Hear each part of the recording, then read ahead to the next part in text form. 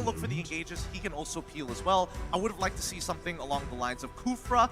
And honestly, a Mincetar didn't seem that out of the ordinary. But hey, again, out-of-pocket picks. We're seeing the Atlas and as well as Grok really smart drafting coming up from Coach Zico here, putting Hoon in the back position, and now he has to forcibly take control over the lane by himself if Super Strike has to go elsewhere in this Melissa.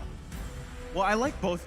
I mean, I gotta say, I do like both drafts here. Again, I think for the Valley, it's really just overlapping those ultimates properly, because that's the struggle we're talking about from the group stages, where it was a similar lineup, but when you were mistiming or actually not overlapping your ultimates in the right way, especially the Noon on Blast, the way you're using that, that's where it kind of falters, right? So, meanwhile, Burn X Flash, like we said, they're very aggressive, and a lot of that aggression is actually calculated, and it works out well for them. So, hopefully, the Valley, with what they have, they're able to kind of withstand that fire from Burn X Flash. I mean, how long can they actually hold that fire through? I don't know. I'm leaning more towards more traditional Southeast Asian style of gameplay. And Burn X Flash, to me, I feel like they've got a really good draft. Something that Fried Chicken needs to cut the backline as soon as possible. Because if he doesn't, this game is going to swap real quick. Well, already, as we see we take a look at the emblems and everything else, right? It is going to be Chima, by the way, running this jungle emblem on the Ling. So he's going to be he wants to match the Fredrin jungle, right? You want to contest those objectives, get that quick jungle farm going here, and just kind of work around that. Also, I feel like there's been a debate, right? What works best on this side lane Grok, the XP lane Grok? Is it the weapon mastery? Is it the high-end dry? Well, this time, I'm Your A-Team is going to run with the weapon mastery, but already the fight for this orange. Let's see whether you can get out of here. I think for now, wait, hold on. Hold on, Fwide has to use the flicker. Wow. Is getting slowed down, the chase from Chima. This could be bad for Fwide, able to get a little bit of shield, forces the dash, able to get that getaway though, and still delay Chima, so almost a plus there. Now that actually worked out really well. Fried Chicken wasting a lot of Chima's time, allowing Mobazane to, get on towards his next buff and actually evening out the overall EXP and farm. Despite the fact that Lethal Wanderer might not have been the biggest thing in the world, it's all about that level 4. However, Fried Chicken is going to need some help, and Hoon is here to make that difference.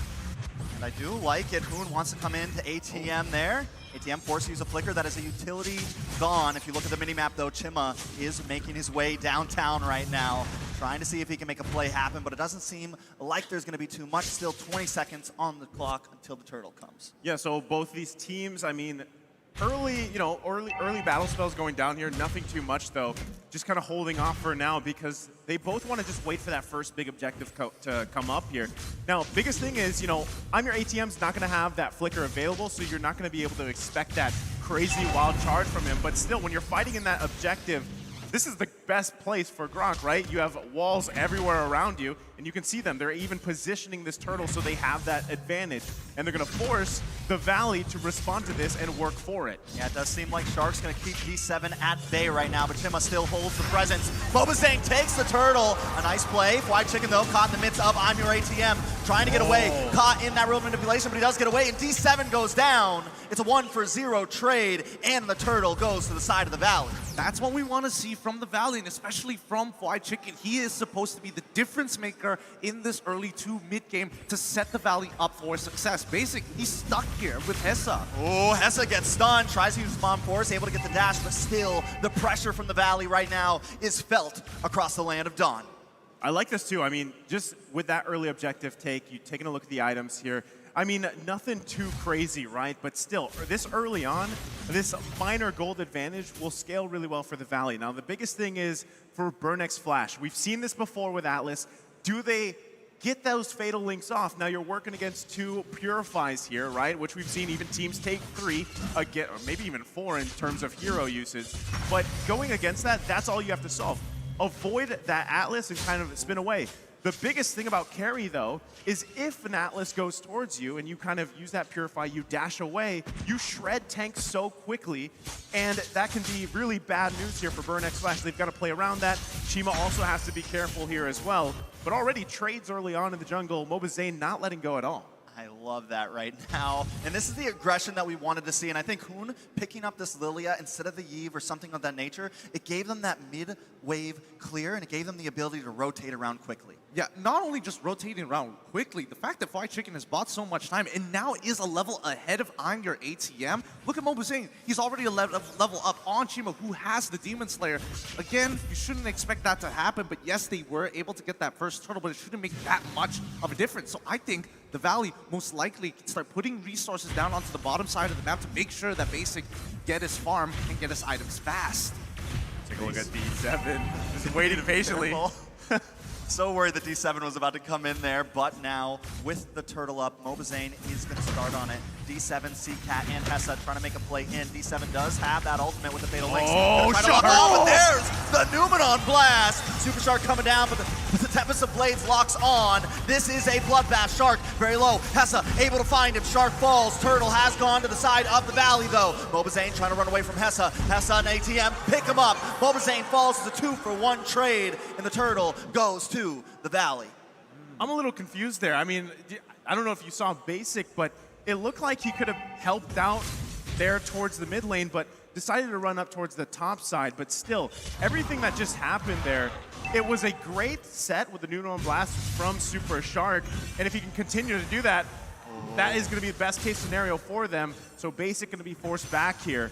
And still, across the board, the Valley holding on to that little bit of gold lead. They're continuing to build it on here. They have some of their first items locked in too. I think that one of the big things is you have to allow Basic to get farm up on this carry. He's only got that corrosion sight here. Of course, Mobuzane running with a cursed helmet. He's going to be trying to just continue to clear through the jungle as fast as possible. And that's the thing, Hessa already having that first item on this Harith, he's got that mystery shop. If he continues to farm up here, he will be pretty much a big threat towards the Valley, but the concealed play come out. Concealed play. Shark does get the stun on a D7. Hessa drops the Zaman's force. Mobuzane will get stunned up here. Fatal Links does locks on, brings Mobuzane onto the tower. CCat with the road manipulation, but Mobuzane is still standing. Rest of the Valley decides to back off, so a bit of a misplay there. Not able to succeed, but no one goes down just yet. Basic and Hoon still want to try to force the objective here. Maybe being a bit too aggressive, but they want to make this tower fall. CCat just can't get through the Bulwark shield. Finally, the invasion stops and the Valley backs off. So much value coming in from Burnx Flash. Like, while this dive was happening on towards the Valley, happening on the top side of the map, we look at the bottom side, they're able to actually return the gold in back into their favor. And now with an objective down, it's starting to get a little tough. D7, he's already had a 92T participation, ranked second in M4 so far. He's about to make it almost 100%. Fried Chicken dives in with the bravest warrior, bravest fighter. Wait a second, Super Shark with the flicker. Zane finds the turtle. Tima, I'm Your ATM, forced to try to run away, but the Valley doesn't want to stop the chase. No, wait. Yes, they do, and I think they're going to try to take a tower for themselves. Well, they got a clean sweep on the Turtles. Objective, that's the name of the game here for the Valley, and they're doing exactly that. They should be able to get another turret here too. Bottom side, but even Hoon there, just trying to find an angle if he can. Top side though. Look at Chicken. Hessa had a little bit of an advantage over Basic, but he can't mess with that Lapu Lapu right now. But still, the game isn't too far apart. It could definitely go anyway. Yeah, and I think right now Burn has a little bit more flexibility when it comes to how they want to play across the map, because the Valley, they want to stick together. They want to make sure that Burn, if they fight, we have the counter engage ready and we can start peeling. But Burn, with the mobility that they have with Hessa, and more importantly, what Ling gives access to with I'm Your ATM opening up the map and getting that information, the side lanes are always under a lot of threat. Again, this is the thing, right? I mean, one kind of growth that you've seen from Mobuzane is this utility tank type jungle play style, right? I mean, it's something that he learned his time pretty much internationally, and he's doing it well. And these small objective wins obviously build you this little bit of a gold lead that you have, and it transitions for your game, and everybody kind of profits off of that. So that's what we're seeing from the Valley so far. Burnx Flash, all they need to stop that in their tracks, though, is a great set from D7, and like you saw from the earlier statistic, this is the man to do it, right? And they've got great follow-up, too. Hessa, though, Hessa getting to the point, again, he's still working on that third item. He's got the Feather of Heaven here. Also, the other thing that I'm wondering is CCAT on this Eve, already having the Ice Queen wand, able to pump out a lot of slows and damage alone. What happens when, let's say, a Genius Wand is locked in, and then you're reducing all that magic damage, and it's so front-loaded, you can't get out of that death box here for the Valley. Those are big things for Burnex Flash, as now we look to the next objective, the Lord. Exactly, and again, Burnex Flash, their composition is that flexible, even team fights, with the synergies of heroes that they have. We're looking at D7 and CCAT to make all that difference there with I'm Your ATM if he has the opportunity to see Basic locked against the wall or even remotely close to it. He could get an incredible knockup that could change the game. And that's the playmaking capabilities that all these heroes provide compared to the Valley, who have a very standard style of gameplay, want to peel back, come at us, we're going to defend from every single attack you have. We don't necessarily have to be aggressive unless you're Fried Chicken. Most definitely. I think the major problem I'm seeing from the Valley, though, if we want to pick things apart, they haven't turned this gold lead into any major tower objectives. In all technicality, it's not a lot, but they're still losing right now in the ground, in overall material. So they need to, if they're going to get these kills, if they're going to find something, they have to turn it into more. Well, I think a big part of that, again, is what Gideon just mentioned. You know, you really have to, it's almost, you rely on the new on blast setup if you can. Other than that, you're just trying to bait out ultimates from Burnex Flash, whereas Burnex Flash has, what, 3 options? Wild Charge, the Real World Manipulation, the Fatal Links. There's so many options here for them. So even with the lead that the Valley has, they have to be very careful how they go in. Chicken coming in, speaking of going in, but he gets knocked up. The Wild Charge takes out Fried Chicken. Bahessa picks up the kill. Now, by the Lord, Mobazane is trying to chip away at a D7, getting brought very, very low. Basic finds it. First kill for him. Chima with the Tempest of Blades, locks on to Basic, but Zane still takes the Lord. It's a 2-for-1 trade, but the Lord goes to the side of the Valley. Is that a fair trade, though? Hold on, still trying to go. Hessa wants more. They know they lost the Lord, but they want to take some objectives, so they take another tower away from the Valley. It's looking really good, honestly. And Burn, they understand their options. They really know that if we're going to execute, we might as well full commit. And the only person who can dictate the tempo from the side of the Valley is Fried Chicken.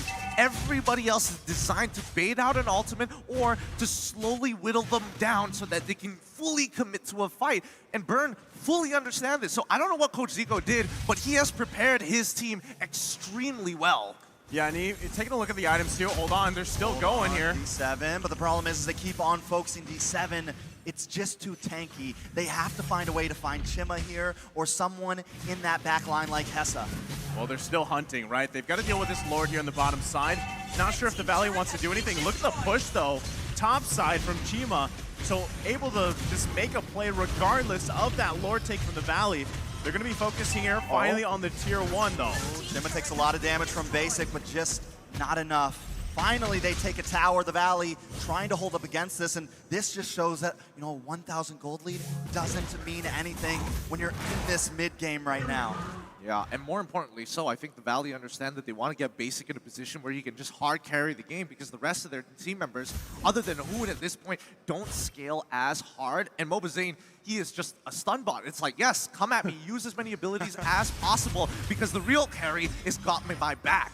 Yeah, you really have to rely here on Basic once again. And earlier, actually hold that thought. Chima does use the Tempest of Blades to get away, though, so no big action just yet.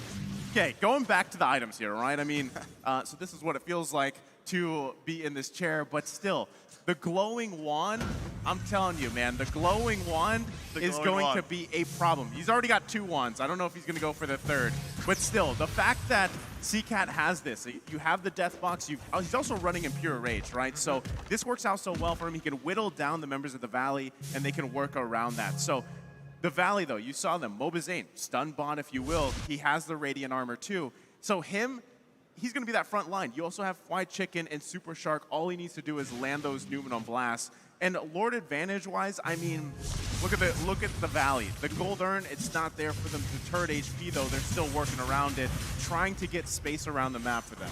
Yeah, I mean, they have more material now at the very least, but now the items are coming in. Hessa getting his Holy Glaive. that in and of itself is nasty, and you have to be extremely careful because if you're looking at the Valley, you're thinking about itemization. Yes, I want to be able to protect myself, but then you have the Glowing Ball, the Genius Wand reducing my magic resist even more. This mid lane, I don't think this is going to break out into the fight until we see Basic starting to walk up with the rest of the team. But for now, the Valley needs to show as if they want to aggress, as if they want to take the initiative. Most definitely, with the Lord down to about 75% health, Zane will start that initiative. Look at D7. Chima trying to make his way up, but on your ATM, he's going to keep watching. Got to keep an eye on D7 here, hiding out in this bush, waiting to make that big play, but Basic and Super Shark as well, holding down the mid bush. This is a standoff. This will end big. This Lord could end up being one of the deciding factors in this game, but here comes the concealed play. D7 trying to come around the back, looking for something, but Fried Chicken does find Hessa. D7 locks on with the Fatal Links, but he still goes down. 2 members down for Burnex Flash. The Valley take the Lord and 2 members along with him. Nicely done. The turnaround is already looking so good. D7 couldn't find anything despite catching only 1. And did you see that? Exactly what we said about the Atlas. The downside there is you get there, Basic just dashes away, shreds you down, and you have no option, right? Again, even Super Shark being able to peel on this Lolita is working out great for them. Maybe he just learned from the group stages, comes in with that refined play style, and it's working out great. Hoon, like you said, he's just kind of whittling down Burnex Flash, right? That's all he has to do on this Lilia, and if he can bait out ultimates, even better. And he's really safe in doing so, because no one can quote-unquote catch him unless you use a big spell to lock him down. The Black Shoe's such a powerful tool for Hoon. He can basically do whatever he wants and feel like he's unstoppable, because no one's going to punish him. Most definitely. Now the Lord is crashing. Let's see if they can punish. Wide. Burn, but look at Chicken into the backside. This could be bad for C-Cat, taking a lot of damage away. Chicken finds it, does not go down, but D7 also connects. D7 dropped very, very low. Fried Chicken pops the immortality. Gonna come back up onto the field as Hessa, Chima, and ATM try to defend this push. 2 inhibitors down. 1 more to go as Chima tries to clear away this minion so that the Valley just can't do it, but they don't want to stop just yet. D7 working his way out. Valley staying aggressive. Zane moves on to ATM. ATM does go down. Hessa pops to the Zamon's force, trying to lock on to Hoon. Just cannot find him because the Bulwark Shield is blocking it all. Chima will be next. The Valley now moving on to the base. D7 tries to get the stun, but he's getting shredded by Basic. And now it's nothing but Hessa gets stunned, and the Valley will take game 1. Beautifully done. GG, well played. Going over to the Valley as they take the first game in this best of 3.